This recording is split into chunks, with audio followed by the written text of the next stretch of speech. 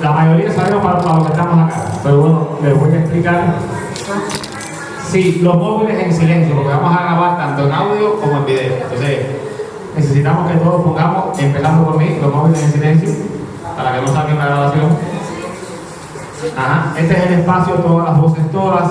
Esta es la edición 17 de este espacio. Comenzamos hace más de 5 años.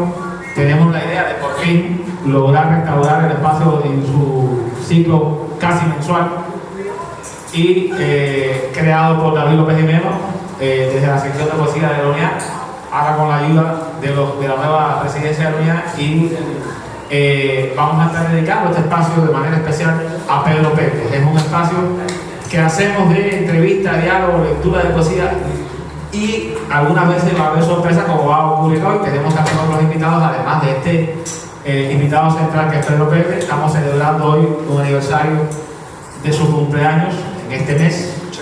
Son 80 años, es un privilegio decirlo, un privilegio vivirlo además. Y gracias a la intervención de Yuri Noiro movimos como 5 veces la fecha de lugar, de hora y todo, pero gracias a que Yuri también está, vicepresidente de la UNIAC, compañero de trabajo de Pérez en el periódico Trabajadores. Alumno, bueno, ya para decir también, ya para decir, yo quiero dejar a David para que nos haga entonces, como siempre, la conducción de este espacio, la entrevista a Pérez, pero quiero darle a los dos un fuerte aplauso y agradecer a la comunicación.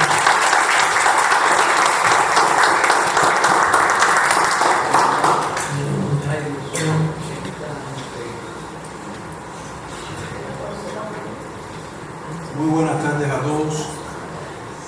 Este es el espacio de todas las voces, todas, de la sección de poesía de la UNIAC.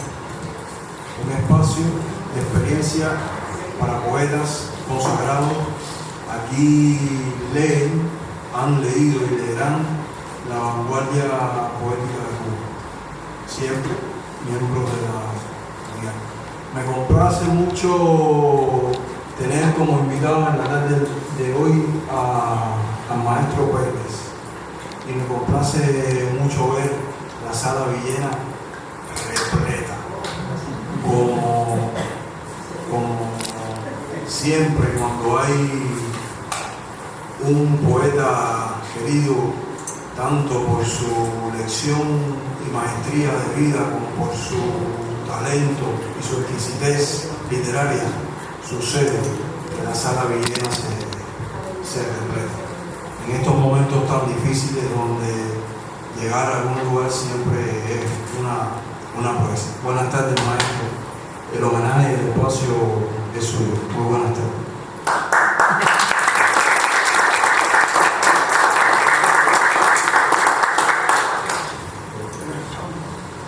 Sí. Subí la palabra. Después yo le preguntaré. Bueno, ¿se oye bien?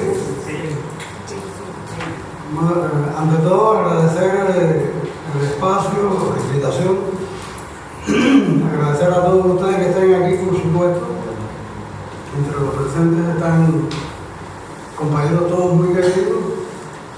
Tenemos la beba Dázara, no la veía desde la Feria del Libro de Camagüey, presidenta de la Asociación de Escritores de la UNED. Por acá lo mencionaron, vicepresidente de la UNED, Karel, presidente de la sección de poesía de la Asociación de Escritores, y una participación numerosa del proyecto Horizonte de Nuestra América, que es uno de los espacios comunitarios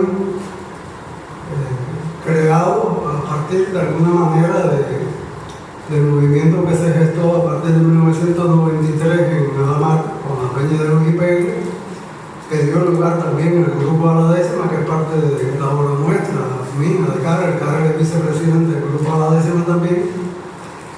Tenemos aquí, hay un miembro del grupo A la Décima aquí, Miguel Navarro, que es también un fundador de la agrupación que fue iniciática en este movimiento agrupacional de los decimistas cubanos, que fue el grupo Espinel Cucalambetti. Miguel es uno de los... Párate, Miguel, para que la gente te conozca, porque es un aplauso para Miguel.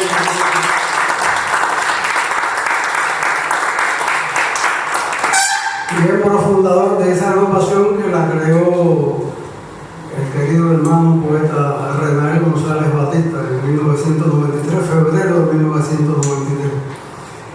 Y también es miembro del grupo La Décima en este momento.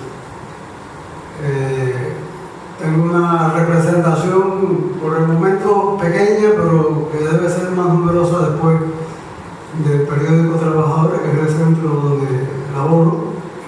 Está Evelio Tellería, también Párate Bello, para que la gente le conozca, un periodista conocido de muchos años en el periódico Trabajadores.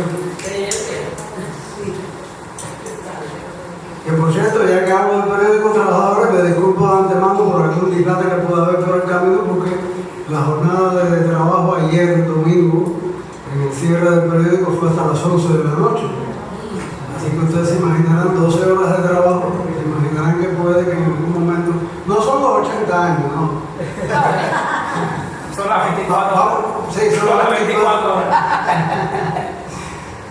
Entonces, el agradecimiento, reitero, a todos ustedes, y también reciban el saludo del grupo La Décima, que aunque estamos aquí pocos de los miembros del grupo, es posible que se incorporen otros después. Luis Amelia Landín, una de las vicepresidentas del grupo, me llamó por teléfono ya viniendo en el camino para acá para disculparse, porque tenía una situación familiar que no podía asistir. Gracias a ella son los libros, porque Oneida es la albacea de la obra mía. Todos los libros estos son propiedad de ella. Son los libros que cuando se publicaron yo se los dediqué y ella se encarga de guardarlos. Entonces cada vez que yo tengo una presentación voy a su casa, recojo los libros y después que se termina el tiempo. Custodia lo bien. Es el custodio. El ángel custodio. Bueno, el grupo La Décima, saben ustedes que tiene 25 años, está cumpliendo este año. Se creó en el año 2000. Se creó por un grupo de poetas locos en Alamar. Éramos 9. Carlos era uno de ellos. Y no fue por iniciativa mía, por cierto, fue por iniciativa de Modesto Caballero, el otro vicepresidente que en este momento está en Mayarí.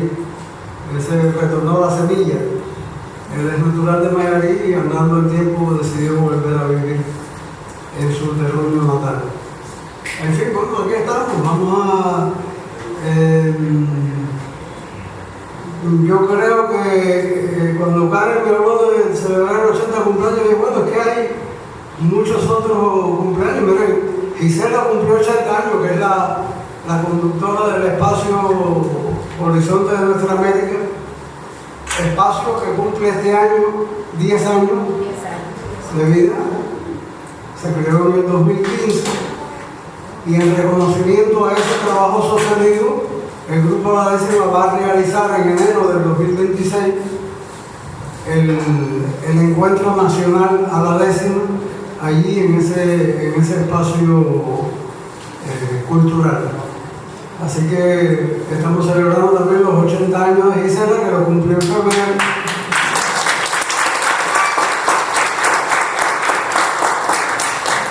Del proyecto Horizonte, que está aquí en una amplia representación, hay otros integrantes que han cumplido 80 años este año. Una de ellas es Fefita, que está ahí. Así que le pueden dar el aplauso a Fefita. No sé si habrá otros 80 octogenarios, un ochentañero, dice que también, Manuel también cumplió 80 años. 87 cumple. 87. No, pero ya, nosotros te alcanzamos, nosotros te vamos a alcanzar. No vas a estar solo, te vamos a alcanzar. Bueno, llegó también Fidelito, mi hermano Fidel Horta, que es el director del Centro de Investigación y Promoción Literaria Jesús Santa Cruz de Novorí. Poeta él también, aunque se ha dedicado más a promover la obra de ese padre tutelar de todos nosotros, que es el Indio Novorí. Así que para el Indio Novorí y para Fidelito también, que está aquí, un aplauso también.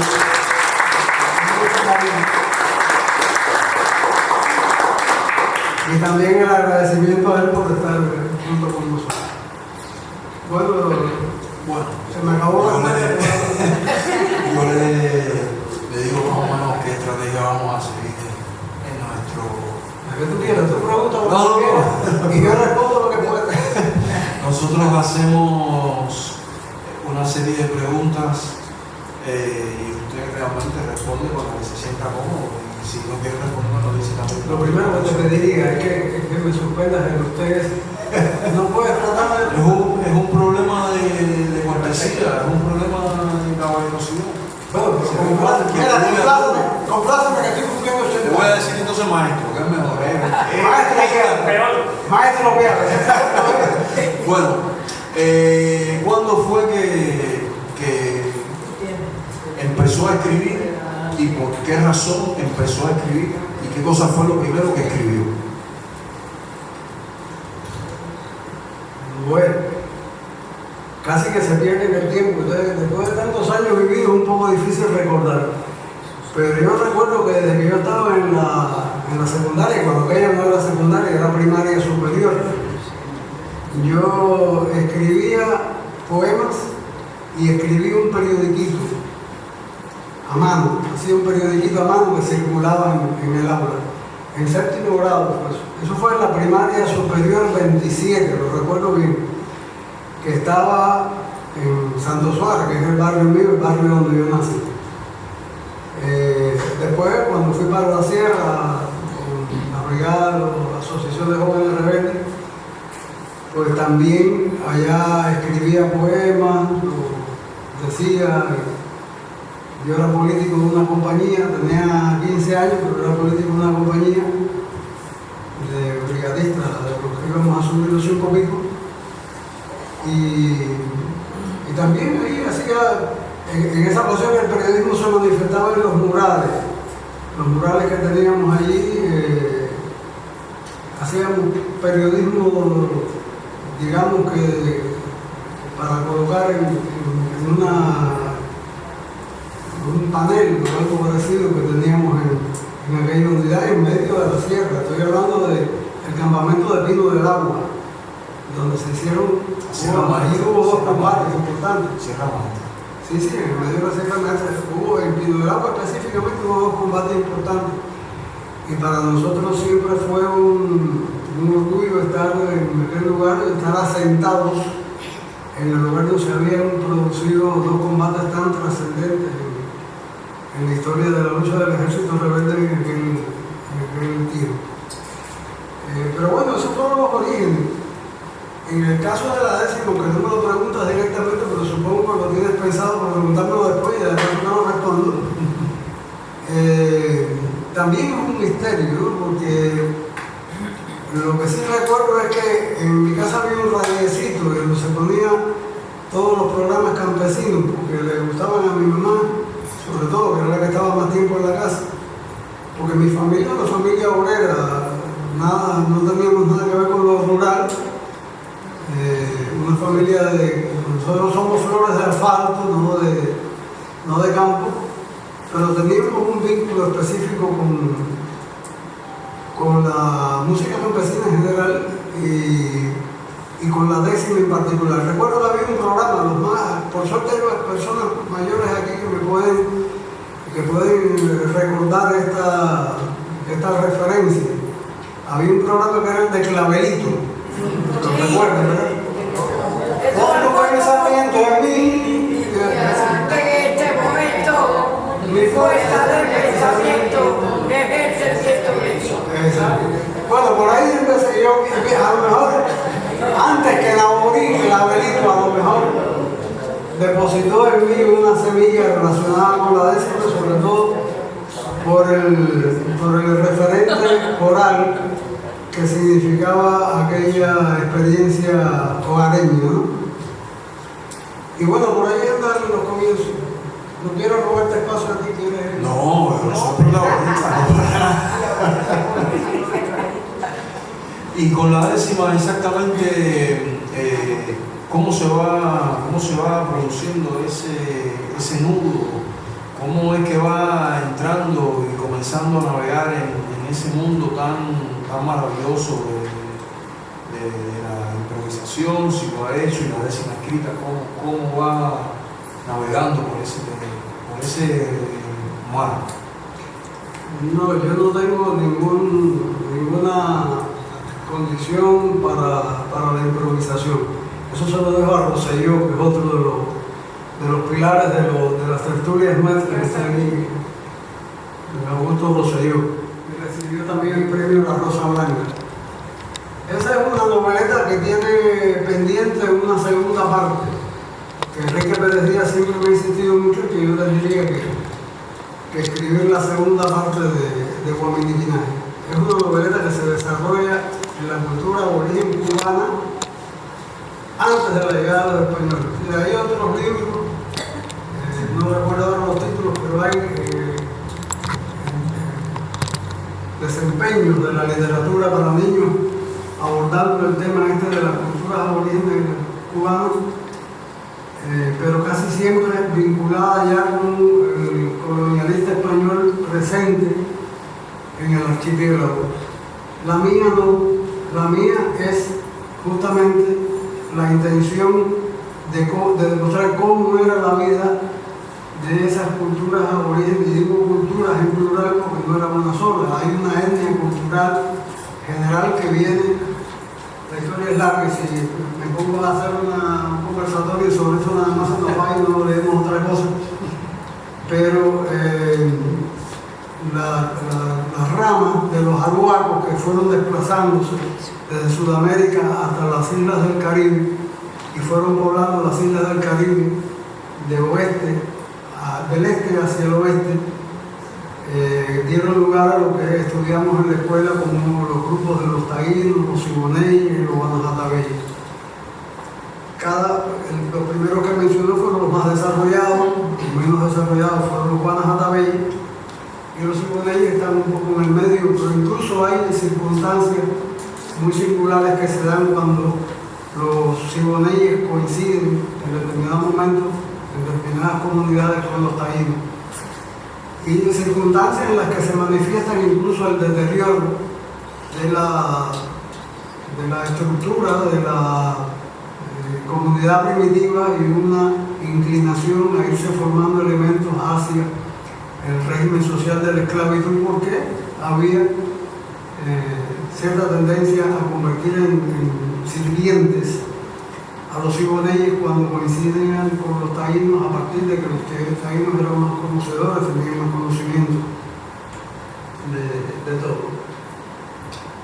Así que por ahí puede andar la cosa, volviendo a lo que me preguntaron. Fíjense qué curioso, Perla se inclina por dibujar, y se inclina por dibujar lo menos considerado, que es la historieta. Se decide a escribir narrativa y lo hace por la literatura para niños, que es también una disciplina de algún modo subvalorada. Y cuando entra en el mundo de la poesía, se decide por la décima, que es también, ya sabemos, una disciplina con cierto nivel de subvaloración por aquello de lo oculto y lo popular, que Fidelito ha desintoxicado bastante, ya lo había hecho nuestro padre espiritual Naborí, en el sentido de que vale hablar de décima culta y décima popular solamente para entendernos de qué estamos hablando, pero no para pensar que la décima culta pueda considerarse superior desde el punto de vista de su validez cultural, ni en la que pudiera llamarse oral, puede considerarse inculta, mucho menos. Todas las manifestaciones son, incluso he visto en algunos momentos que hablan del repentismo y lo separan. A mí a lo mejor me desmiente con esto, pero separan el repentismo de la literatura. Pero es que la literatura es la expresión del arte con empleo de la palabra, no importa si cantada o hablada. Por tanto, los repentistas son parte del ámbito literario del país, solo que son de la literatura oral improvisada. No sé si Papillo coincidirá conmigo. ¿Dónde está Papillo?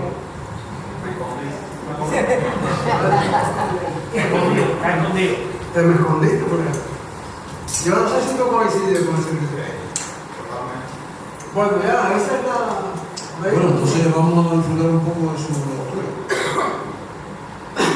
Por eso iba a ser yo otra pregunta. No voy a empezar con décimo. Voy a empezar con versículo.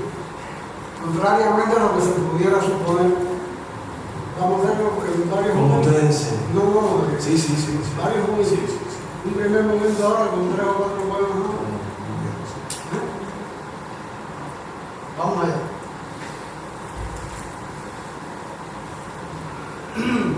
Este libro, Últimas Puertas Podadas por la Nieve, tiene también es también una expresión de apasionamiento por las culturas aborígenes, solo que en este caso es con las culturas aborígenes de las naciones que poblaron el norte de América, tanto lo que es hoy Estados Unidos como lo que es hoy Canadá. Es decir, los pieles rojas, los que conocemos como pieles rojas, en fin, no voy a explicar. Bienaventurado el árbol que camina. Le dije al gran espíritu, mi espiga quiere solo un grano de aire. Dime, buen magnitud, si eso es bastante, o es mejor una hilacha de la brisa. Me dijo el gran espíritu, yo te doy todo el viento, un grupo de tormenta en la mandíbula, un soplo de arcoíris en la nuca. Le dije al gran espíritu, mi espiga quiere solo una pizca de agua, una hormiguita líquida, una salpicadura apenas de los cielos. Me dijo el gran espíritu, yo te doy todo el río preñado de diluvios y de fábulas. Le dije al gran espíritu, mi espiga es aguacero para las cicatrices, pero quiere ser vino, solo quiere ser vino. Es tan difícil copa el cuenco de la mano. Mi espiga es la tormenta para la desmemoria, pero quiere ser nube, solo quiere ser nube donde sagrados sean los peces. Bienaventurado el árbol que camina, y el amor no puede ser tan solo un mal pájaro que canta. El gran espíritu posó un beso en mi hombro y se marchó llorando.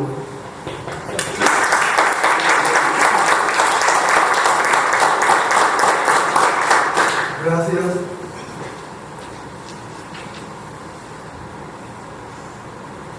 Hermoso poema. Hermoso poema para abrir una tarde muy hermoso. El título del poema le gustó a Manzano, a uno de mis profesores en la literatura, y lo convirtió en el título de la antología que él publicó para recoger las voces de los poetas que nos graduamos en el primer curso de Historia y Práctica de la Creación Poética que dieron él y Jesús David Brumbero en los años 2000. Palabras al peregrino. Si llegas a la puerta de mi tipi, si llegaras escaso y maldolido, el pecho entramado de algún cuervo y la risa de espaldas y el tomahawk en veda, no hace falta que digas un hilo de mis venas te coserá las lluvias y te preguntará si no has comido alguna vez de las estrellas, y te pondrá en las sienes algún sorbo de ciertos espejismos que conjuro desde el labio del pájaro, ni qué decir un soplo de laguna con su cisne y con todo, deslizará su estera bajo tu áspid, quizá convide incluso a tus espumas para llevar los rápidos del río a otro desfiladero donde pastan los peces menos cuerdos. y hasta puede suceder se te llenen de pronto las mejillas de conejos. Son tan pocas las trampas en mis prados. No importa si al principio somos sordos o mudos, o si al final nos damos cuenta de que fuimos la lengua de las manos, esa que nos iguala al pie de nuestra madre, la pradera, anda despacio y calza muchas veces mocasines trasnochados. Lo que importa es que luego descubrimos que siempre un arco iris clamaba por tu nombre a voces desde un punto que jamás conoceremos. Si llegas a la puerta de mi tipi, no olvides el regresar.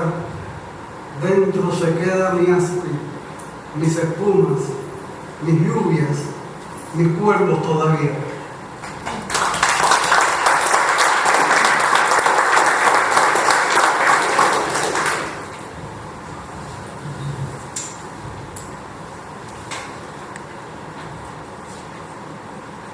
A ver, los riesgos infalibles es un poema que en su momento ganó el concurso Regino Pedroso, concurso de poesía que, como sabemos, fundó y mantiene vivo a pesar de los pesares y a pesar de muchos problemas de salud, como nuestro hermano colega Jorge Rivas, que es quien dirige la redacción cultural del periódico Trabajador. Bueno, por aquí está la subdirectora del periódico Trabajador de Vivian, ¿no? ¿Dónde está? Estaba escondida también, muy suave de los colegas. Joel no ha venido, ¿no?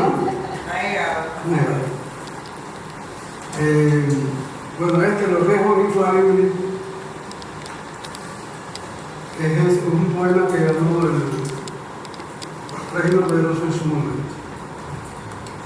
Yo inventé esta pradera donde escojo los ruidos.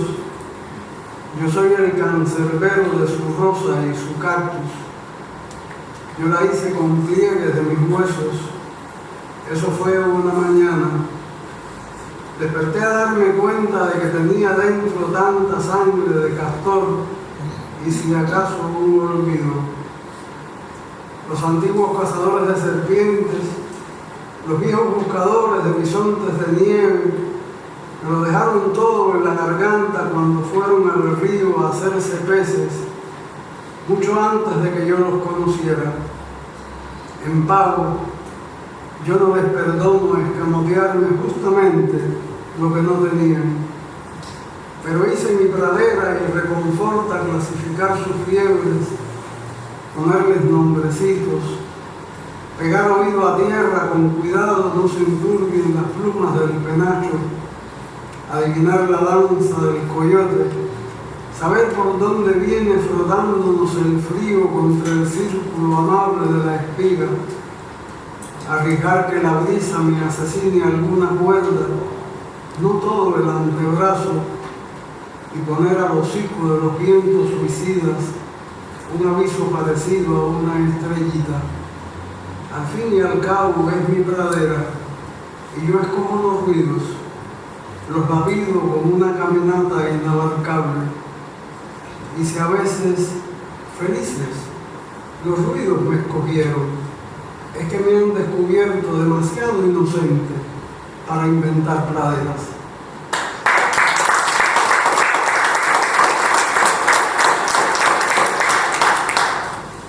Termino esta primera parte con discurso por un suicida. ¿Y qué hay de tu penacho, hermano? ¿Por qué pálido hondón de adversidades se lo diste a los otros? Si tú lo habías dicho, con él no se nos viene encima la techumbre del mundo. Con él somos un parto menos de la sombra. Sin él sería solo el ruido de la oreja, el tiempo de la piedra bajo el brazo del pájaro.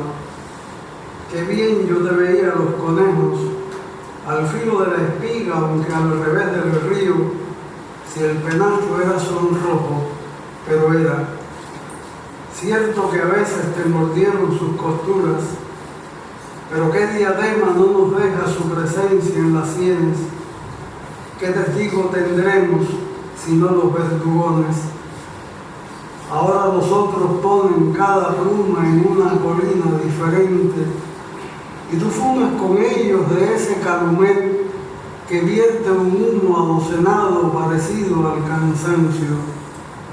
¿En qué borde del barranco te paraste a despeñar las piedras sin mirar que tú estabas en el fondo a la diestra del río enseñando a tu hijo el volver de los salmones? Murió tu frente, ayer la esperarás. Ahora, ¿cómo le digo al ciervo que no es polvo lo que comió en tu mano?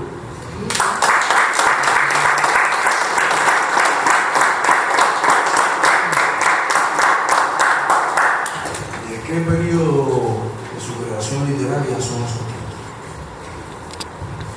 Háblenos un poquito de eso. Son de los años 80, algunos de los 90. El libro se completó a finales de los 90, según recuerdo.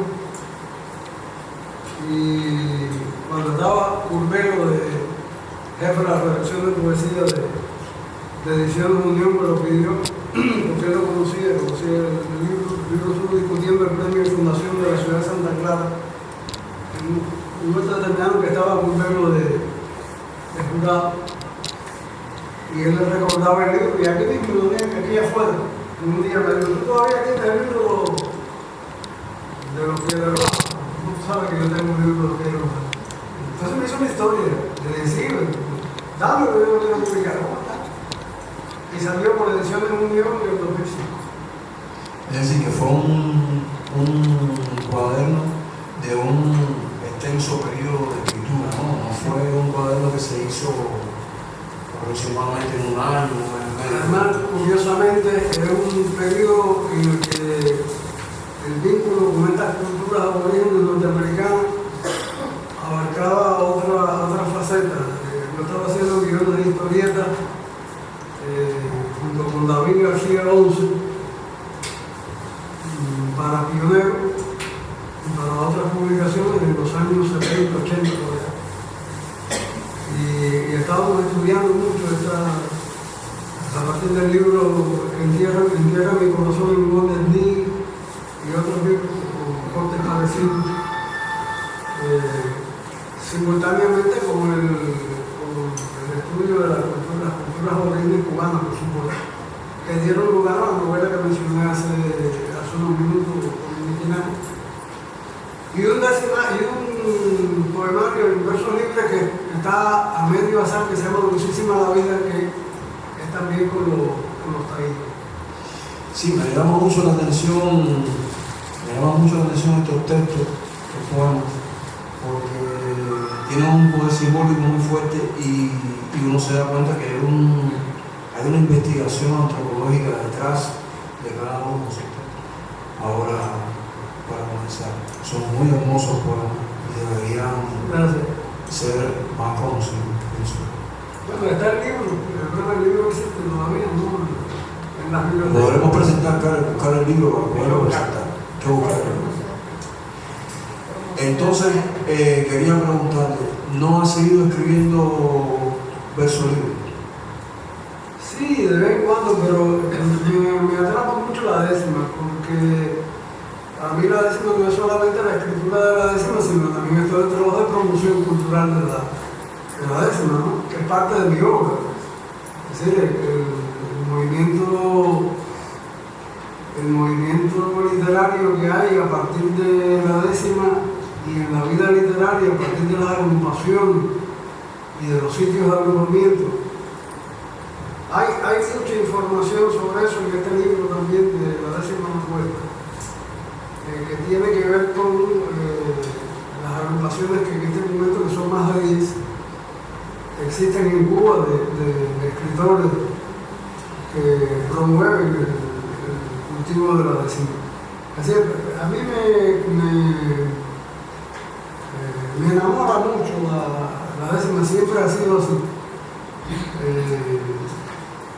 Y por tanto escribo más, de ese me escribo también sonetos, aunque menos. Después en otro momento leo algo de ese maestro. Ahora quería hacerle una pregunta, maestro. Todos los poetas y todos los escritores de forma general tenemos manías a la hora de escribir. Bueno, hay algunos que lo hacen tomándose una taza de café o una taza de té o una cerveza, o simplemente encerrados en una habitación solos sin que nadie pueda acceder al momento de la creación. ¿Cómo usted maneja su tiempo de creación? ¿Cómo lo hace? ¿De qué forma lo hace? ¿Cuáles son las horas disponibles de su vida para poder sentarse a escribir? Yo escribo más cómodo de madrugada.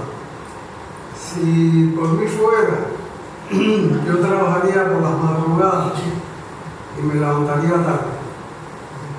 Pero hace muchísimo tiempo que ya eso para mí es imposible, porque yo soy, por otra parte, un soldado del periodismo y tengo responsabilidades, las he tenido siempre dentro del periodismo y por tanto llega un momento en que las manías personales, individuales, uno las tiene que subordinar a la dinámica colectiva, a la dinámica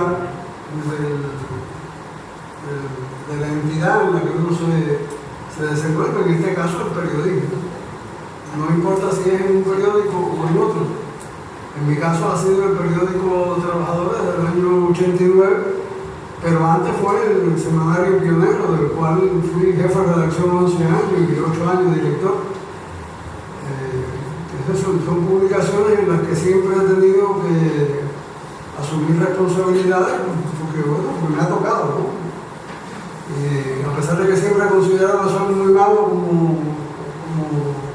como cuadro de la prensa, los restantes compañeros me han considerado capaz para esas tareas y me la han pedido y las he tratado de cumplir como mejor he podido, incluyendo la actual.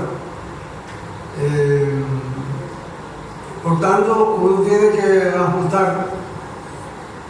mal que le pese, tiene que ajustar sus manías a la dinámica que requiere el trabajo colectivo y la responsabilidad en la que uno se desempeña dentro de ese trabajo colectivo. Por tanto, yo casi siempre me tengo que levantar a las 5 de la mañana para preparar las cosas para salir muy temprano, para que nos recoja el carro, que nos recoge a toda la tropa del periódico que vive en Alamar, incluyendo la subdirectora que está por allá, Vivian, que también mi hermana de muchas cosas, pero mi hermana también de guaguita de recorrido, de recogida en Alamar. Y por tanto ya yo desestimé las posibles manías, pero sí las recuerdo y las recuerdo con cariño. Yo siempre recordaba con cariño que lo que más yo disfruto a la hora de escribir y a la hora de dibujar también.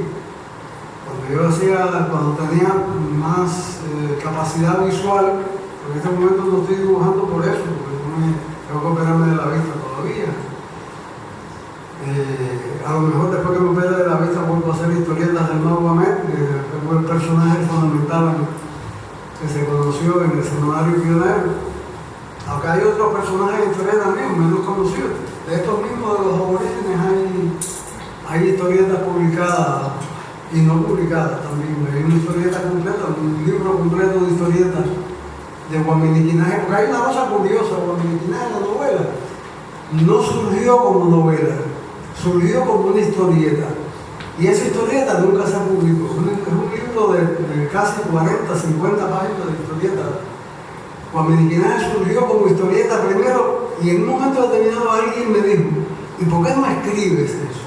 Y de ahí entonces surgió la novela. Contrario a lo que sucede por lo general, que de una obra literaria surge una obra en historieta o en otro soporte, audio o audiovisual. Sí. Pero sucedió así. Y volviendo al tema, yo recuerdo que que el mayor disfrute era levantarme, trabajar con una música instrumental puesta ahí y la tacita de café. Yo soy muy fumador y toda esa historia. Y ahí me daban las 3, las 4 de la mañana. Eso me gustaba dormir y me levantaba. Esas son las cosas que disfrutamos nosotros a la hora de crear nuestro mundo personal, espiritual, no sé. Pero ya no lo puedo hacer. Ya no lo puede hacer. Bueno, también está dando su intelecto en el periódico. La actividad del periodismo es una actividad de creación y eso no lo puede hacer todo el mundo también. No, y también la propia actividad de promoción, es decir, dirigir el grupo de la décima. El grupo de la décima es un grupo que tiene más de 70 miembros en el país, que tiene filiales y representaciones en varias provincias, que tiene un concurso nacional del cual ya se han premiado 25 ediciones, que hace un encuentro nacional para premiar el concurso cada año en una de las tertulias, que tenía un espacio que era la Peña de Luis y Pegue, que fue donde surgió el grupo de la décima, pero que en el año 2018, después de hacer 18 encuentros nacionales, se decidió definir como culminada aquella peña, por razones que sería muy aburrido explicar aquí, porque hubo incluso contradicciones. No vale la pena entrar en eso, sacar los trapos sucios aquí ahora, ni mucho menos, ¿no? Pero hubo sus problemas, hubo errores, hubo dificultades, y decidimos dejar concluida la peña de Luis y Peña después de 25 años de peña semanal, porque es una peña de cada lunes a las 3 de la tarde, en la biblioteca Tina Modotti. Por aquí está la directora actual. ¿Dónde está Tania? Mira, Traqueta. Tania, cuando aquello era una estudiante que iba y se asesoraba con Dineya, que era la directora de la biblioteca, que fue nuestra compañera de lucha durante 25 años con la peña de Luis Pérez, la peña semanal. Y de esa peña surgió el grupo La Décima el 7 de febrero del 2000. La peña se había creado en el 93. El grupo La Décima surge bajo la inspiración de aquel grupo Espinel Cucalambé que fundó en el 93 Renael. Respondía a una necesidad, la necesidad de los escritores de agruparse para intercambiar, para tener posibilidades de intercambio, de extensión de las experiencias, etc. Todavía anda funcionando, ese grupo Espinel Cucalambé funciona todavía. El grupo La Décima se crea en el 2000, pero al mismo tiempo el grupo La Décima va generando espacios. La peña de Luis Pérez va generando espacios y se crean otras tertulias. Se crea Liriverso, por ahí vi entrar a Julito Cumberbatch. No está Julito Cumberbatch, otro miembro del grupo La Décima, de los primeros, casi fundador del grupo La Décima, trovador. ¿Tú trajiste la guitarra? A lo mejor, bueno, le estoy robando tiempo a los trovadores, porque hay trovadores por ahí. También vi a Fidelito y a Castro. ¿Dónde está Fidelito? Saludos, hermano, un abrazo. Y se fueron creando espacios. Julito creó Liriverso en el año 2002. Después vino La Letra en Rosa de Oneida, que ya dije que no está aquí por problemas familiares, que se mandaba el saludo. Se creó, después que declaramos, se creó Horizonte de Nuestra América en el 2015. Se han creado solo otros espacios, son muchos más. La Peña Naborí, que conduce Berta María Gómez Sedano, que es la presidenta de la filial de La Décima en San Miguel del Padrón, siempre con el respaldo de Fidelito Horta Ruiz, que está por allá también, y de la oficina que él atiende, que él dirige, y que tiene además un concurso que es el concurso de glosa indio Navajo. Hay que crear otro espacio sede para el grupo La Décima, porque ya hay como 10 peñas creadas a partir de los miembros y colaboradores del grupo La Décima. Está la tertulia de los 5 sentidos de Yamile Calcine, para homenajear a Yasmina Calcine. Está Más que Palabras, que es un espacio de Tomasa González, la actual directora del Centro Dulce María Loinás. Sí, hay varios espacios, está la Pipa de la Paz de Giovanni Ulloa, está la gente de Guanabacoa, Frank Pierre con su espacio, ha tenido varios nombres, en este momento tiene otro nombre, pero mantiene siempre una peña mensual. Y decidimos entonces ir dando el encuentro a la 10ª en una de esas peñas por separado. En el 2018 se hizo el último encuentro nacional a la 10ª en la peña de Luis Pérez. En el 19 se hizo el encuentro en Horizonte de América. En el 20 se hizo en la Letra en Rosa. En el 21 se hizo en Lidia y Verso. En el 22 se hizo en el Centro Iberoamericano la 10ª, Papello lo recordará, y Fidelito también, porque era el año del centenario del viejo, de Nabolito. En el 23 se hizo en la Peña Tina Modotti, que la conduce Carlos Castro, que está por ahí atrás, como parte de los integrantes, se ha sumado a Horizonte de Nuestra América. Pero es el que conduce la Peña Tina Modotti en este momento, que es la continuadora natural de la Peña de Luis Pérez.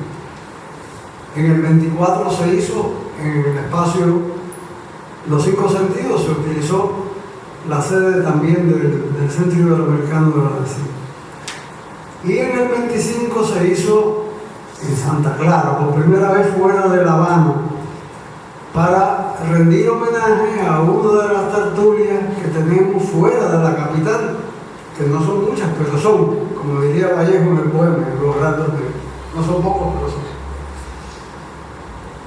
Y en la tertulia, la 10ª es un árbol, que es el único espacio artístico literal donde, hasta donde sabe este que está hablando, se le escribe y se le canta a la pieza del mes de un museo. Ese trabajo cultural comunitario que viene desarrollando hace casi 20 años Mariana Pérez en Santa Clara, en el Museo de Artes Decorativas de Santa Clara, merecería muchísimo reconocimiento, y decidimos hacer allí, y valió la pena hacer el esfuerzo con todos los problemas que en este año se imaginarán ustedes que tuvimos que hacer para irnos Rolly Ábalos y yo, con el respaldo del periódico que nos dio el respaldo de conseguir pasajes, el alojamiento lo consiguió la gente de Santa Clara, hicimos la premiación del concurso ahí, y ahora en el 2026 lo vamos a hacer en Horizonte de Nuestra América, pero ya tenemos pensado dónde lo vamos a hacer en los años sucesivos, pero todo eso lleva trabajo. Por tanto, para mí la 10ª no es solamente escribir décimo, a veces no tengo tiempo para escribir décimo, a veces tengo una idea y esa idea está en borrador semanas, pero es que siento que es útil y siento que le sirve a mucha gente. Porque hay que llegar a una jornada bucarambiana y hay que llegar al catálogo de la 10ª y ver cómo la gente lo recibe a uno. Porque esos encuentros son encuentros en los que, entre otras muchísimas cosas, de intercambio de experiencia y de todo, es la posibilidad para verse y abrazarse de muchos autores que durante mucho tiempo no se ven. Eso pasa con las ferias del libro. Y entonces es increíble ver, porque ahí están los presidentes de otras agrupaciones, el presidente del grupo de escritores rurales que creó Miguel Mariano en el año 2013. Está el grupo 10º al Filo, que se creó en el 2000 algo. Eso es casi coetáneo con la 10ª. Otras agrupaciones, Todaluz y Todamía en Santa Espíritu. Ahora en Camagüey hay una fuerza muy importante, muy interesante, a partir del trabajo de Alejandro González Bermúdez, que ha hecho un trabajo extraordinario a partir de varios espacios que creó y que condujo, a partir de Puertas al Camino, que fue un primer grupo que él creó, y del que se han derivado otros grupos, como el que tiene ahora la Última Hoja, y uno más reciente que se llama Hojas Clínicas, que es con poetas que son médicos. Miren ustedes qué curioso. y así. Y se ven los resultados del concurso. En los últimos años, muchos poetas camagüeyanos de los que fueron formados por Alejandro, que es el que atiende los asuntos de a la décima en Camagüey, aunque no le gusta que le digan representante, porque dice que la gente ahí en Camagüey eso lo asocian con el cargo electoral de la época de los años 50. En fin, todo eso lleva trabajo y lo hacemos, lo digo en plural porque es Karen también, es también Miguelito que está por allá. Bueno, acaba de llegar el director del periódico.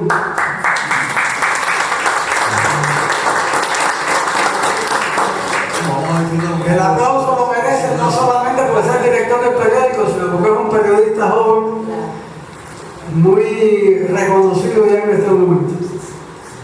En lo que él va buscando, porque ya tú has hablado bastante de todo el mundo, busca los textos que valen. Yo esto casi nunca lo hago, pero como ustedes ven, eso que ha hecho durante 25 años con el grupo, lo que ha sostenido con los distintos proyectos comunitarios y lo que ha sostenido con su trabajo como periodista es también poesía.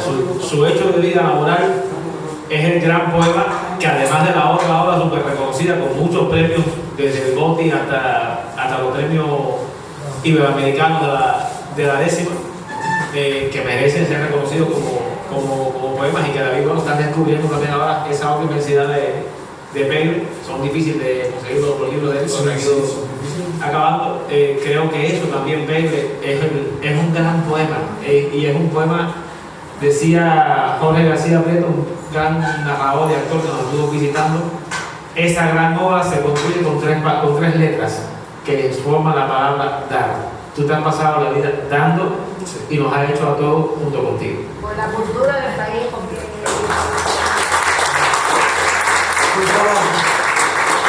Bueno, vamos a escucharlo leer décima. Lo que quiera. Bueno, lo que quiera, sí. Gracias a todos y gracias a Karen por esas palabras que como diría un poeta cubano, pero de cuyo nombre no quiero acordarme, por razones extraliterarias, no literarias, con más amor que lógica, un verso de un poema que un poeta que no quiero decir. No, me queda decir en verso libre un par de muestras de lo que tiene como prototexto la cultura de origen cubana.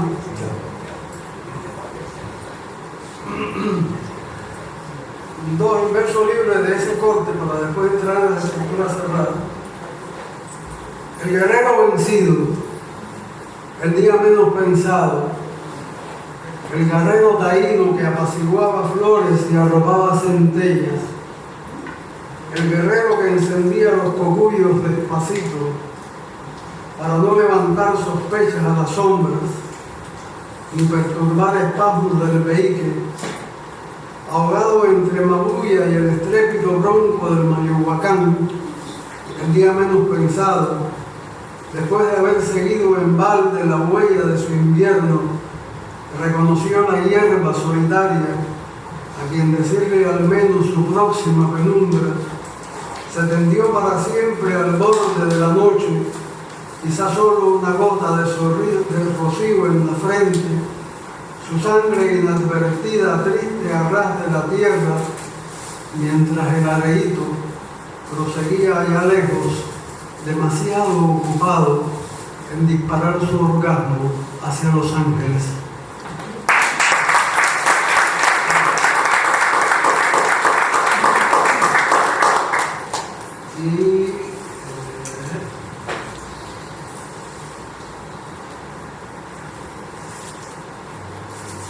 Milagro. Para soñar le urgía la certeza de un astro, pero encontró una noche de hoguera mitigada. Entonces, cuando ya creía irreparable la fractura de las constelaciones, casi conforme con la muerte del hacedor de estrellas que vivía suicidándose con pétalos de un lirio, a punto de habituarse a utilizar violetas en lugar de nostalgias, traspuso el umbral de su caney como al descuido, lo sorprendió el olor de la flor de cacuya y algún brillo lejano le ajustició el invierno. Enfermó bruscamente de sólido beguines y volvió a corretear el batey la mañana tras una mariposa azul fosforescente. Entonces,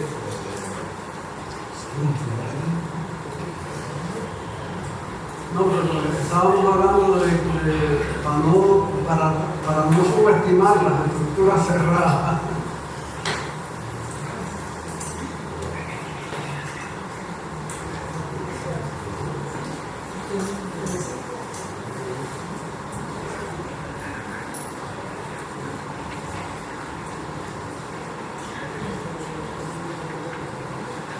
Por aquí andan los sonetos.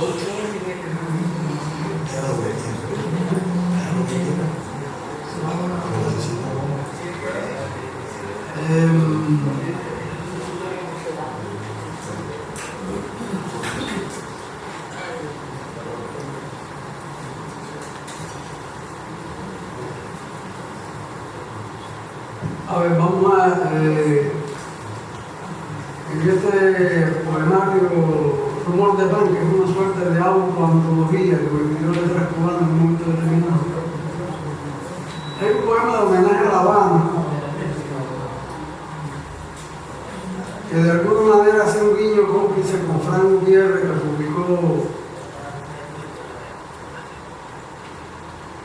que publicó el libro, el poemario Está lloviendo en La Habana, en el año 90 y algo. Es uno de los adelantados del proceso de revitalización de la décima, como siempre me gusta decir. Y en Rumor de Pan hay dos textos, voy a leer uno de ellos, que es un homenaje a La Habana, es una suerte de alusión a la girardilla, allá Isabel de Bobadilla esperando en el Castillo de la Fuerza que regresara Hernando de Soto, viaje del que nunca regresó, como es lógico. Bueno, como es lógico para la época y para todo lo que sabemos. Y en este caso el poema es de alguna manera como si el dios Pan, reconvertido en una figura, en un poeta actual, anduviera en complicidad con la girardilla, buscando a la girardilla en La Habana. Bueno, en fin, dicen que la poesía no se debe explicar mucho.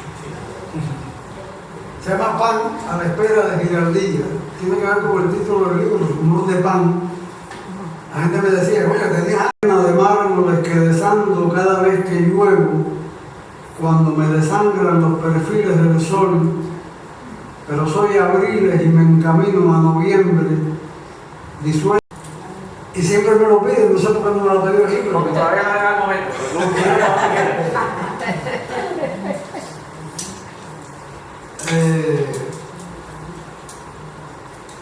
De urgencia te lo digo, compañero, nos escasea el viento en la mirada. A fuerza de la piel adoctrinada hacemos de una lluvia un aguacero. Hacemos un volcán de un agujero si no es de la medida recetada y hasta la flor resulta condenada si pone aroma extraño en el cantero.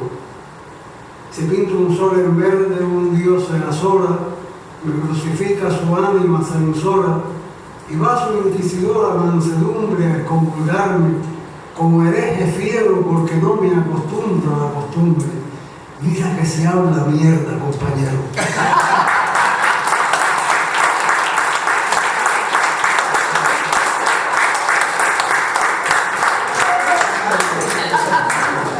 Otro soneto, ya para no decir más soneto.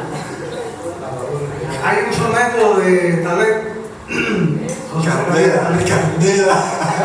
Candela, José Zacarías Talet. Que está en la semilla está el soneto. Se llama Un come mierda. Es un soneto alejandrino. Y Y yo escribí este soneto que voy a decir yo. Puedo decir el soneto, bueno, voy a decir el soneto de Talepa. Quería hacerle una anécdota. ¿Usted recuerda una de las últimas entrevistas en la televisión de José Zacarías Talepa cuando le preguntaron sobre el presidente Ronald Reagan? No recuerdo. ¿Usted no se recuerda de eso? Porque yo era pequeño y me acuerdo. Alguien le preguntó en la televisión que qué opinión tenía de Reagan y dijo lo siguiente: entre Reagan y el mojón me quedo con el mojón. ¿Alguien se acuerda de eso? ¿Alguien se acuerda de eso? Por eso le dije que Zacarías Talepa es candela.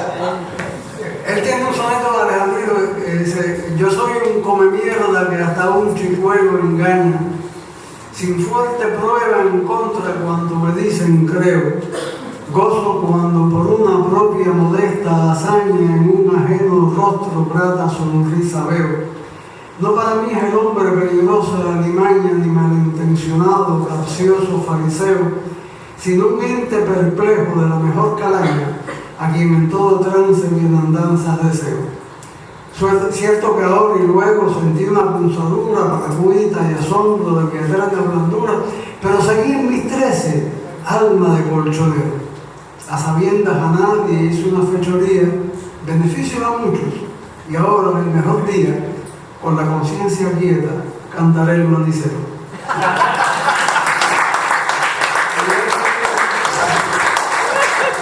Y yo escribí otro soneto, en este caso en el Metro Clásico, que dice: no sé si soy Quijote o Sancho Panza, no sé a cuál de los dos debo y venero. ¿Acaso solo soy un embustero que simula portada larga y lanza?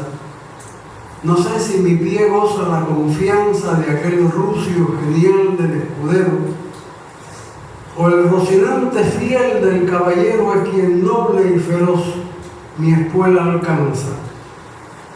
No sé si en cierto afán samaritano puse pobre y feliz alma en la mano, o he sido solo amor con loca cuerda. No sé si es cierto o pura chanza. De todos modos soy un come mierda, no sé si soy Quijote o Sancho Panza.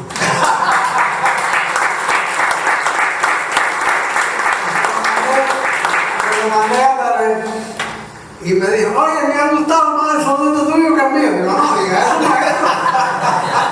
No diga eso. Mire hasta donde hemos ido a recordar a José Zacarías Talepa. Siguiendo con esa cuerda. Un homenaje para él. Sí, claro, uno de los grandes poetas de Cuba, los grandes intelectuales cubanos. Deberíamos profundizar mucho en su obra, en su labor. Uno de los primeros que recibió el Premio Nacional De literatura, como no, un hombre con un humor muy agudo. Bueno, ya hemos hablado de eso, es muy simpática la coincidencia. Yo quería seguir el hilo conductor de algo que usted habló al principio, porque eso me da pie para pedirle después que lea su décima. Usted habló aquí de dos figuras muy importantes de la literatura cubana que son cultores, y hablo en presente, no en pasado, cultores de la estrofa cubana, la décima. Uno de ellos es el maestro Lindo Navajo. El Indio Navajito. Está Fidelito aquí sentado atrás y no me va a dejar mentir. A mí, de muy joven y de siempre, me unieron un lazo profundo con Navajito. De él aprendí mucho. Yo creo que en el oficio de poeta gran carga tiene las lecciones que Navajito me dio y la amistad profunda que cultivé con él. Y también está el maestro Roberto Manzano, uno de los grandes poetas cubanos, que su poesía es inmensa en lo conceptual, en lo estético, en lo profundo, filosófico. Uno de los hombres que se ha dedicado a estudiar como un sacerdocio, el acto de hacer poesía y lo que significa la poesía. ¿Cuál es la relación? Arriba mi pregunta, ¿cuál es la relación que usted tiene con la obra de estos dos grandes poetas cubanos? ¿Cómo, si es posible, si ha sucedido, cómo lo han influenciado? Y si tienen alguna anécdota específica en su relación personal con estos dos grandes de la poesía cubana, sería muy bonito que lo dijera.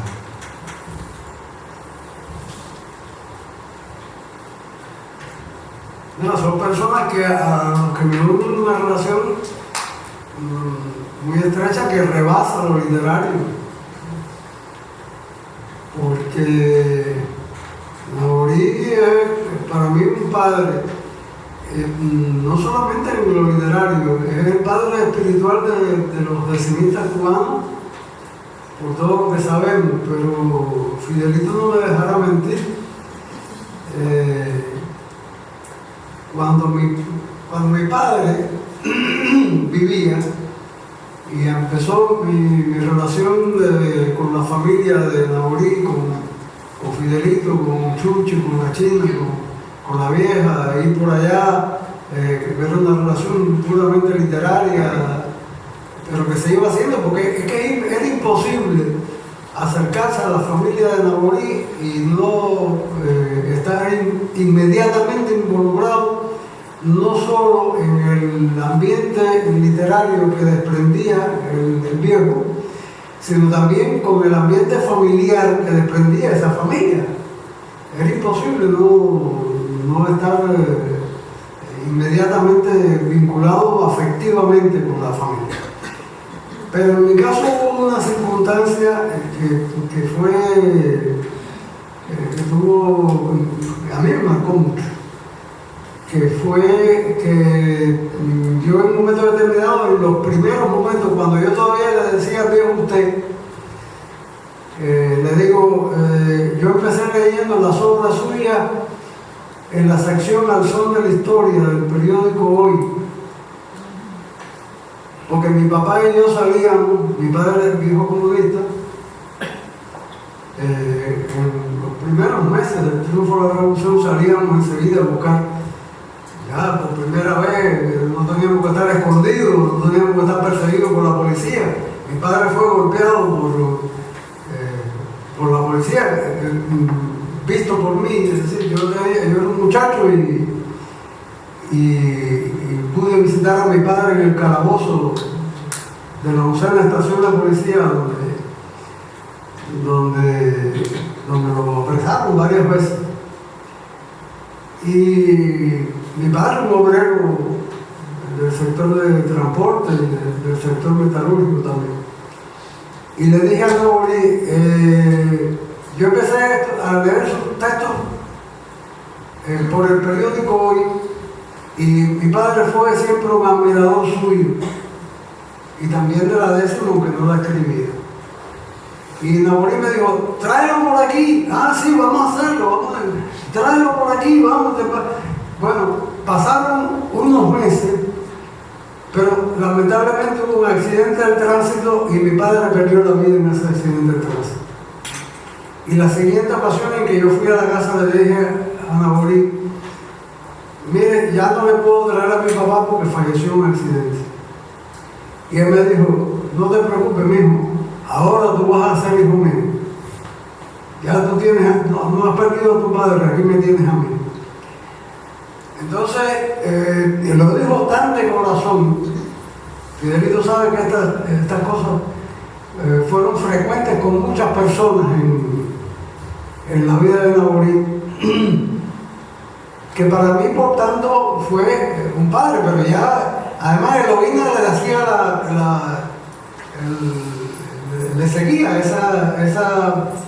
esa ruta de la ternura, porque ya llegó el momento en que yo, que he sido siempre de casarme muchas veces y eso, ya la vieja me chequeaba, Eloína me chequeaba a mí las relaciones que yo tenía, más que mi propia mamá, que estaba viva todavía. Por tanto, mi relación con la familia, y por eso es que nos tratamos de hermanos, Por tanto, en el caso de Nauri es eso. Es un padre no solamente poético, sino además personal. En el caso de Manzano es un hermano no solamente poético, sino también personal por muchísimas razones. No quiero entrar en anécdotas porque va a ser aburrido, ¿no? Y además se va a desviar y se va a convertir en otra cosa, en todas las voces todas. Y Manzano además fue el profesor mío en ese curso que incluso cuando yo entro al curso me dice, pero que tú vienes a hacer aquí, yo voy a aprender contigo. No, pero si tú, no, tranquilo, yo voy a aprender contigo y con Jesús David. Tengo otro maestro también que no lo mencioné, pero lo menciono ahora, que ha pasado por aquí, Virgilio López Lemos, otro profesor para mí. Pero también es un hermano. ¿Cuál es el problema? Que es que, mira, en el mundo de la décima, yo no sé si el de la poesía en general y en el de los escritores en general, Daza a lo mejor puede llegar a conclusiones mejor que yo, pero por lo menos en el mundo de la décima, todos los decimistas paramos siendo una misma familia. La ponencia que yo llevé al coloquio iberoamericano de la décima este año en la Bucarambiana es eso. La vida literaria de la décima y su propensión a la creación de sentimientos de familiaridad entre los pueblos. Pero de verdad, de sentir y de que si hay uno que está enfermo, porque voy a poner el ejemplo de Dalis Leiva, cuando Dalis Leiva estaba enferma, tuvo que operarla de cáncer aquí en La Habana, en el Vedado, vino para acá con la ayuda de muchísima gente, pero específicamente el grupo de la décima fue uno de los que apoyó y le puso un dispositivo de apoyo de una poetisa todos los días, una cada día, para que la atendiera y la cuidara ahí y relevara un poco a Jorge el marido para que no se tuviera que quedar todos los días. Es decir, es una familia de verdad, pero además eso se manifiesta en muchos de los encuentros de las agrupaciones. El encuentro de Cimalfilo se hace con alojamiento de la gente en las casas de los pobladores de Guaymaro. El encuentro de los escritores rurales se hace en la localidad de San José, a 16 kilómetros de la cabecera municipal de Colombia, municipio de Colombia, no Colombia de Sudamérica, no, ojalá que fuera para allá, ¿no? El municipio de Colombia, a 16 kilómetros por un terraplén, ahí no hay carretera. Ahí hay que montarse en Colombia en un camión para transitar por un terraplén con todos los baches que tiene eso, para llegar 16 kilómetros hasta la comunidad de San José. Pero entonces ahora que estamos en San José ya es la gloria, porque aquel lugar es mágico, como lo mismo que sucede con Jarahueca, para los homenajes a Daelba Pérez cuando se hacían las bienales de identidad, se siguen haciendo, pero por razones obvias con menos fasto, digamos, ¿no? Y el alojamiento en San José para el encuentro de escritores rurales es en la casa de la gente. Yo conté 35 personas durmiendo en casa de Miguel Mariano, uno de los encuentros, y no es una casa grande, es una casita que tiene 3 cuartos. Pero había 35 personas durmiendo en distintos puntos, en la cocina 2 o 3, en el piso, ¿no? Para poder hacer el encuentro. Y dormíamos divinamente. Y todos hacíamos de todo. Uno de los hijos de Miguel Mariano y de Mercy nunca se aprendió el nombre de Peggy. Siempre decía el viejito que friega. Cuando Mercy hacía la comida para todo el mundo, imagínense que cocinaba para 40 personas ahí. Y entonces yo terminaba fregando, ¿no? Decía viejito que friega. Nunca se aprendió el nombre de Peggy. Entonces, ese es el ámbito, ese es el problema, la familiaridad que se gesta entre los cultores de la décima tiene un sabor peculiar. Eso Manzano lo recogí en una entrevista que le hicieron.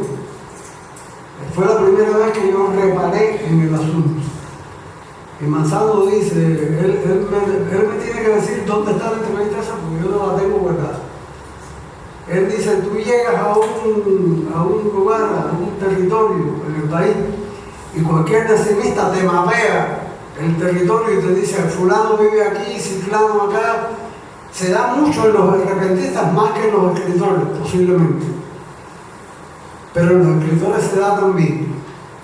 Se da entre los decimistas en general. Y ese sentimiento prolifera y hace que los maestros no sean solo maestros, sino que se convierten en familia.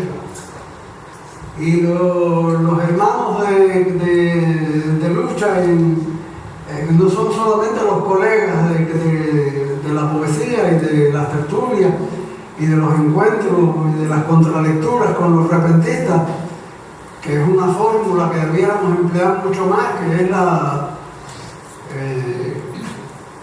es el momento mágico. Bueno, el repentismo siempre es mágico. Siempre los repentistas son los magos de esta... Miren, para entenderlo, la décima cubana es un complejo artístico literario que tiene dos columnas vertebrales. Una, la de la décima oral improvisada, y las columnas tienen puntos de contacto y comunicación entre sí.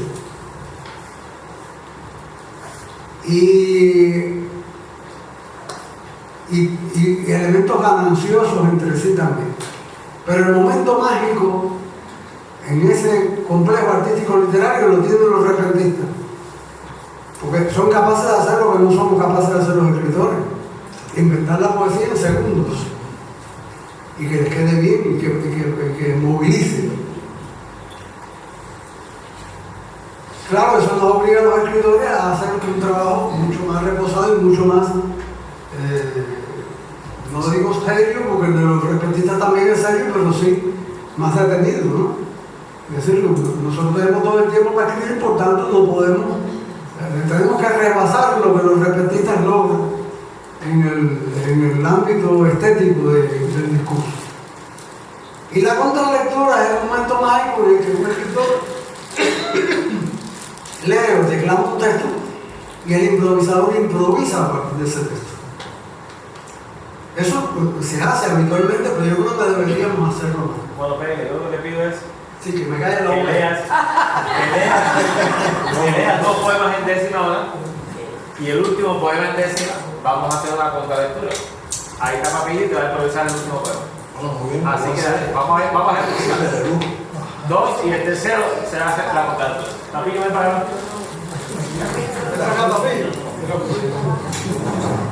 La pusiste dura, cara. Bueno, ya está hablando de receta, vamos a hacerlo. Vamos a hacerlo. Sí. ¿No está bien? ¿Qué tal la recién? Ahí te lo. No, está bien, tú haces la información. Oye, ¿cómo la entrevista? Ya te llegué, Papillo. Que yo lo veo. Vale. Hay que aprovechar. A ver, me dijiste 3 poemas. Sí, lees 2 y el tercero es hacer la contralectura. A ver, Te lo voy a contar. Sí. De 3. de los 2 libros que ganaron el premio Bucaramanga. Pégate el micrófono. ¿Eh? Pégate el micrófono. Sí. De los 2. Para no dejar de mencionar los libros que ganaron el premio Bucaramanga, porque ese concurso merece respeto y Creo que sí. es un concurso que han ganado poetas de alto calibre, como Carlos Esquivel, Ramón González, han ganado varias veces. A Ronel, hay que traerlo a Ronel. Somos hermanos todos, Sí, sí, sí. tenemos una cofradía. Bien. Cántaro Inverso ganó el premio en el 2004. Por tanto, en el 2024 se celebraron 20 años de que ganó el premio. Y en la Bucaramanga del 2024 se hizo un reconocimiento, la editorial San López.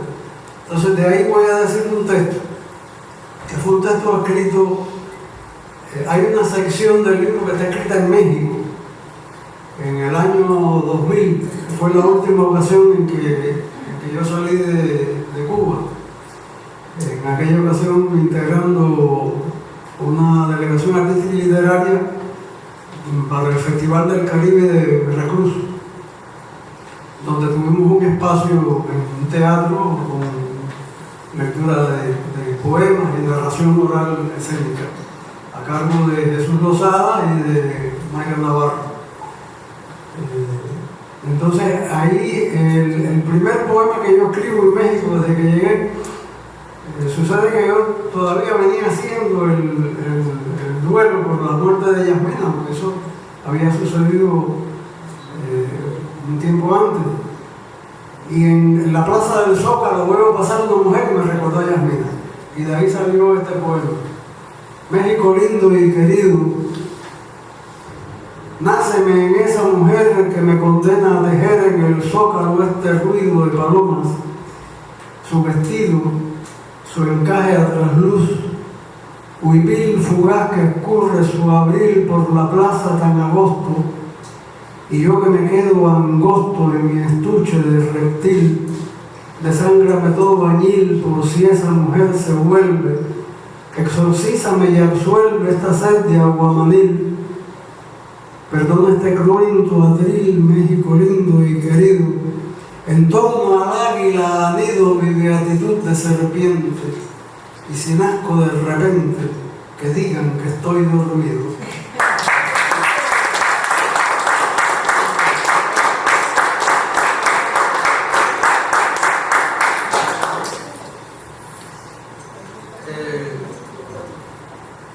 De Invocación por el Paria ganó el premio en el 2000, fue anterior que anterior. Pero la muerte de Yasmina sí estaba ahí muy pegada, ¿no? Así que yo escribo Invocación por el Paria haciendo el luto por la muerte de Yasmina. Y ahí hay una sección completa dedicada a Yasmina, y de ahí voy a decir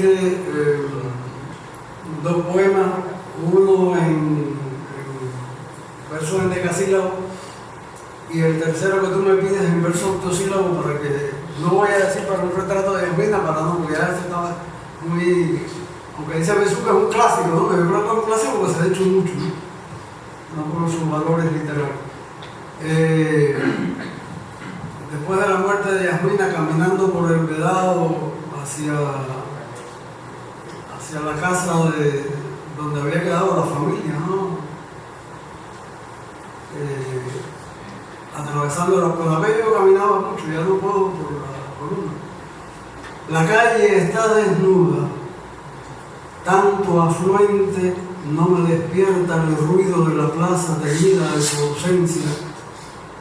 Hasta tu casa me queda tanto tumbo, tanto diente.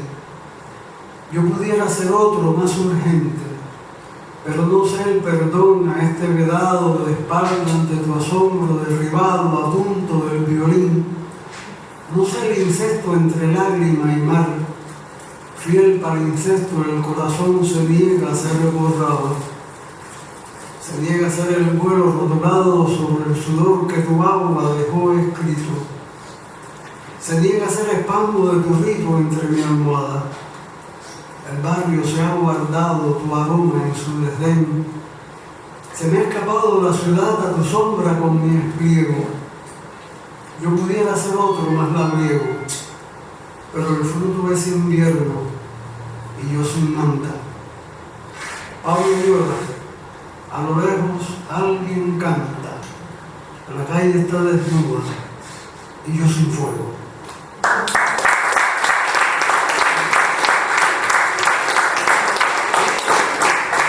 Y este que la contralectura es un poema que se llama Desencuentros en el bosque de Jayadeva, porque es un capricho creativo, ¿no? De hacer un guiño cómplice entre dos elementos tan aparentemente distantes como los zapaticos de rosa de José Martí y los mitos del Gita Govinda Bueno, ese es un texto en el que Marguerite Yourcenar examina el Gita Govinda, que fue un poema del poeta Hayadeva, poeta hindú del siglo III. Bien, se van a dar cuenta por el camino de cómo es que están mezcladas las cosas ahí.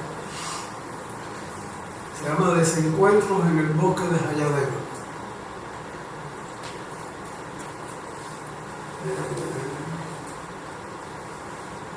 Se me ha olvidado el verso inicial.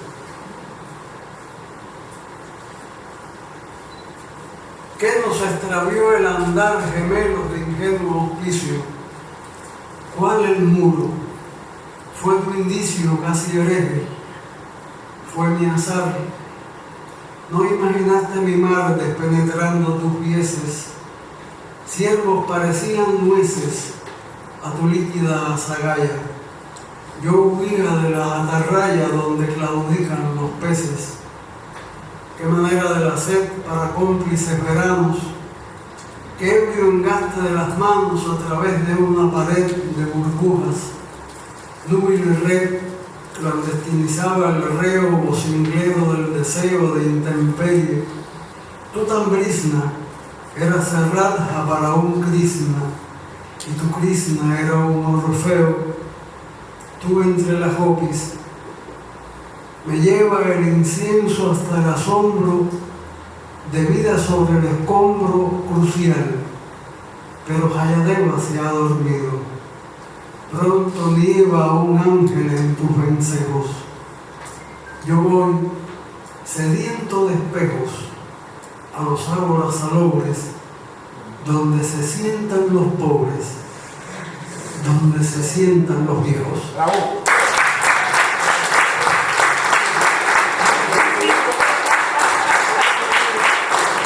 Y sin música de apoyo, digo. En todas las voces, todas, la tuya Pegles alumbra. Relámpago que se encumbra con embrujo de raxodas y baja, poniendo modas de el alma de Batey. Su belleza está en la ley de tus alados aprontes. Por eso, en los horizontes donde tu voz se levanta, un mal pájaro no canta. Solo cantan los insontes. Esa es la maravilla. Esa es la maravilla. Eso es un poeta. Yo le voy a hacer otro regalo porque había también un hermano que yo confundí con trovador por un mensaje que llegó, pero que nada es casual. O sea, es un hermano que llega de Chile. Y yo le decía, estás entre personas que hemos abrazado muchos chilenos a lo largo de nuestra estancia larga en la mar, además de en La Habana. Así que te hemos traído un pedazo de Chile hasta aquí también a ti. Él estaba en Camagüey, estaba allá con Giovanni Santana, con Alejandro, con todos haciendo un evento. Igor Fuente, quiero que venga, va a hacer un saludo poético con un poema de él y con una canción. Entonces, vamos para allá. Fidelito prestó la guitarra. Muchas gracias por la invitación. Bueno, como bien decía aquí el compañero, vengo a hacer un saludo desde Chile, después de pasar una experiencia maravillosa en Camagüey, realmente una experiencia maravillosa, donde estuve también con gente de la décima, como usted nombró a Alejandro González, estuvo con Nelson Lima y varios gente de la décima. La terraza son vecinas. Exactamente, estuvimos ahí, y fue maravilloso, donde yo también declamé poesía y estuvimos compartiendo esta maravilla, lo que es Cuba, lo que es Camagüey, me pareció extraordinario, como vive la cultura como la aman. Y bueno, felicitaciones por su aniversario y quisiera compartir usted dos poemas de acá del libro que el cual quiero presentar a Camagüey. Tuvo difusión allá en la zona y bueno, aquí con el hermano Bay de Cuba. Este poema se llama Saeta, que es la flecha. Por la mente del hombre pasa una nube, sopla la nube y se convierte en palabra. La palabra cae a tierra y brota una ciudad clara y bella. Pasan las tormentas y la palabra queda. La palabra queda. la palabra impresa en piedra quede.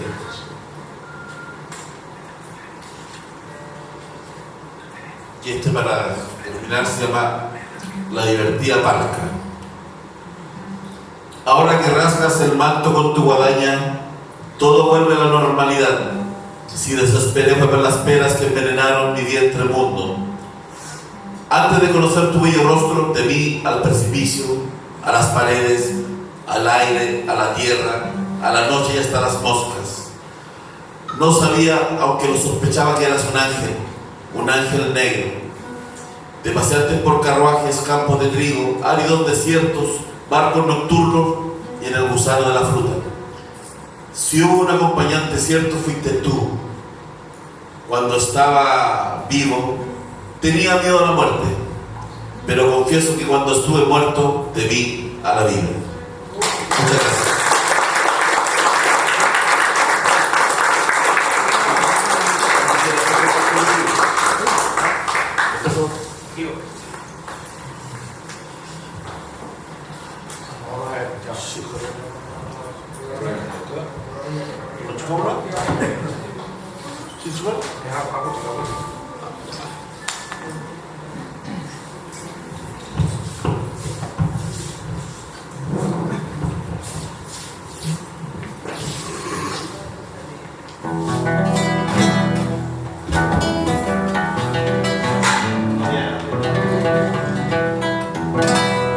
Esto es una canción de... ¿se escucha?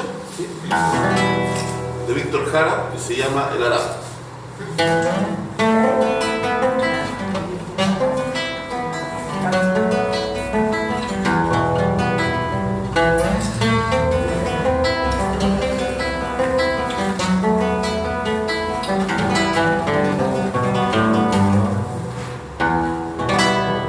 Aprieto firme mi mano y hundo la la tierra. Hace años que llevo en ella, ¿cómo no estar agotado?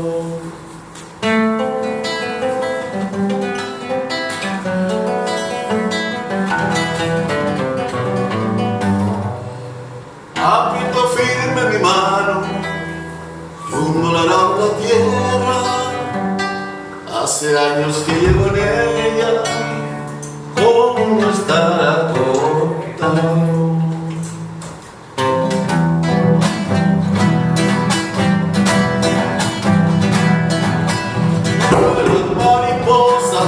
Cantan grillos, la piel se me pone negra y el sol brilla, brilla y brilla.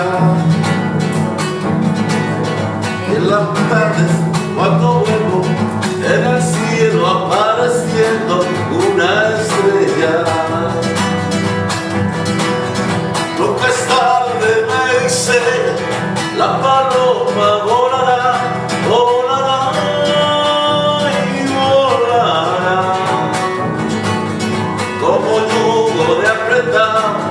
Tengo el puño esperanzado porque todo cambiará. Eso sería. Muchas gracias.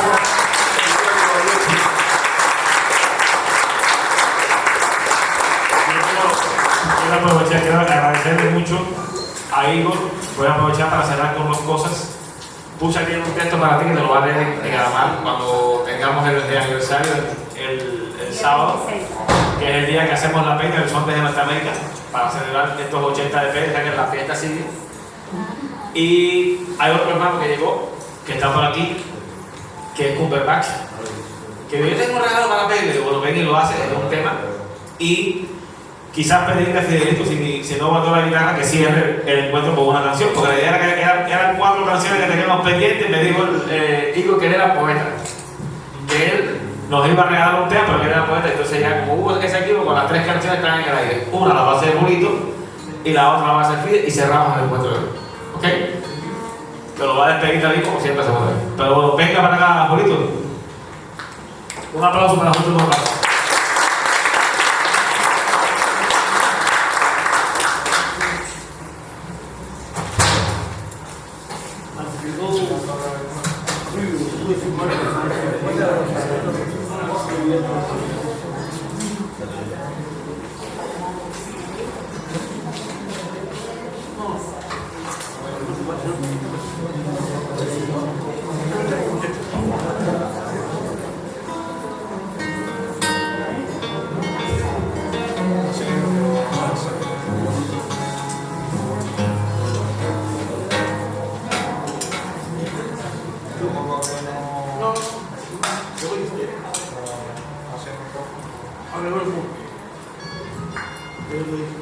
Bueno, yo, como la fiesta de Pérez, yo voy a leer algo que le escribieron a Pérez hace 20 años, no 60. Cuando cumplió 60 años lo escribió la gran amiga, periodista y poetisa Nancy Robido Carpet, que ya no podía ir a la peña aquel día de tu cumpleaños.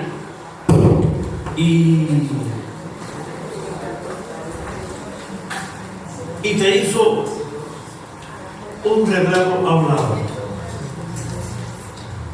que yo pude encontrar y lo publiqué en Facebook, pero lo voy a leer aquí ahora. Incluso no el poema que te dediqué hace un pila de años, una décima, pequeña, como dice, una décima contigo. Bueno, esto es. ¿Qué dice? Ya. Retrato hablado. Yo, como joven que soy, me quito los vuelos. Retrato hablado, papeles en su cumple 60, de la periodista y poetisa Nancy Robido Carpet. Wow. Nancy Robido Carpet. Pérez, buen historietista, creador del mago Amet, también lo conoce usted del aurado decimista. Es poeta que conquista el peldaño duradero y a la décima el sendero que puso los 10 renglones, mientras que sus galardones ocupan lugar cimero. Su rango de periodista tiene dotes bien notables, pues crónicas formidables pone su nombre a la vista y quien le sigue la pista encontrará más sorpresa. Pérez siempre ha sido de esas personas parcas sencillas que hacen vibrar maravillas en literarias empresas. Ha llegado a los 60 y nos parece mentira, pues aunque el tiempo conspira y hacerlo mayor intenta, no le llevamos la cuenta por los años ya cumplidos, sino por haber servido con firmeza y lealtad y por amar a la verdad, eso eterno prometido. Bueno, lo voy a cantar. Hace 20 años, hace un tiempito, yo tuve que dedicarle a Pérez el sacerdocio. A Pérez. El hacedor no es de un día, es derecho que al revés, es siempre no un tal vez, es honor, no cofradía. Sí, compromiso que guía y más que humano ambulante, va al pasado y va adelante, que por deberes y horarios, más que revolucionario, será revolucionante.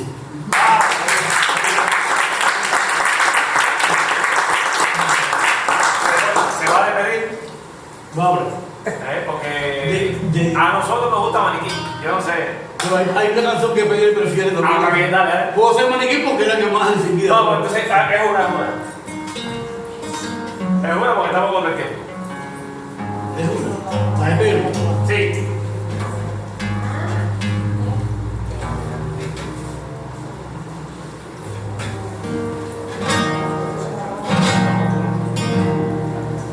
Está bajita, por favor.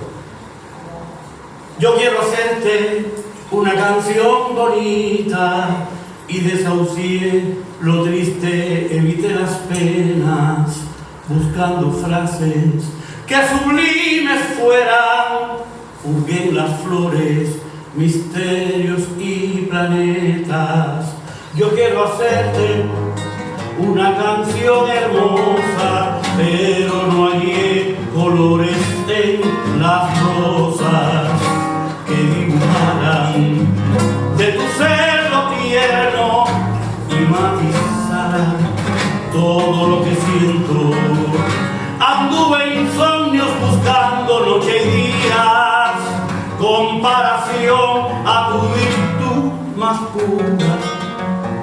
y entre la luz de un reino de 1000 soles no vi pureza igual a tu dulzura. Recorrí playas, cantos de sirenas que no me daban tu amplia tesitura, y entre la luz de un reino de 1000 soles no vi pureza igual a tu dulzura.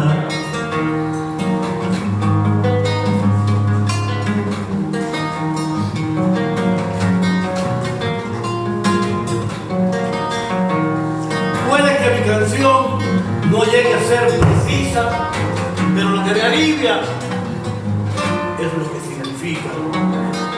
Yo quiero hacerte una canción bonita, y desveladas fueron las mañanas, y aunque no pude hallar poesía, yo quise hacerte una canción.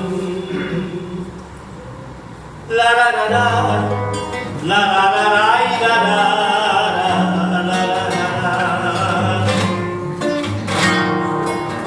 Y aunque no pude hallarte poesía, yo quise hacerte una canción bonita.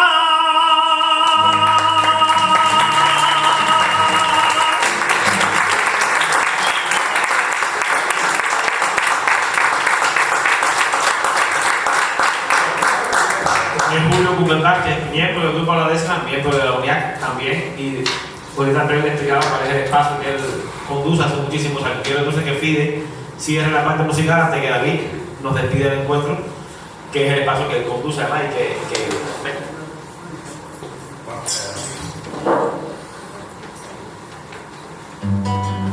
es un regalo ampliado, compañero. Estaba indeciso si una de cerrar, una poeta, y creo que me voy por esta porque también a otro gran poeta que es Silvio Rodríguez. Bueno, no es Silvio Rodríguez, es una vez un debate de cómo sería la mujer ideal entre un amigo y yo, cómo sería la mujer ideal para nosotros. Y la discusión fue primero de senos y cosenos, a espíritu, a rostro, a mirada, pasó por todos los rangos de la belleza femenina. Y el caso es que lo único que nos pusimos de acuerdo es que esa mujer tenía que ser fan de las canciones de Silvio Rodríguez. Y él se enamoró de una que no soportaba las canciones de Silvio.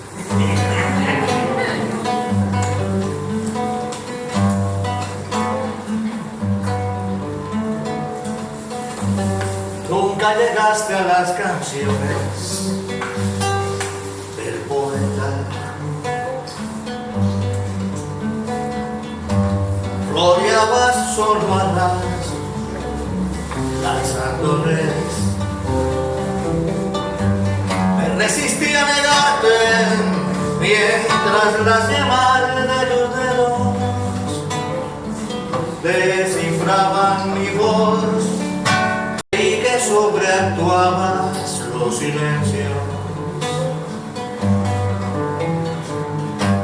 para no dar espacio a lo manido.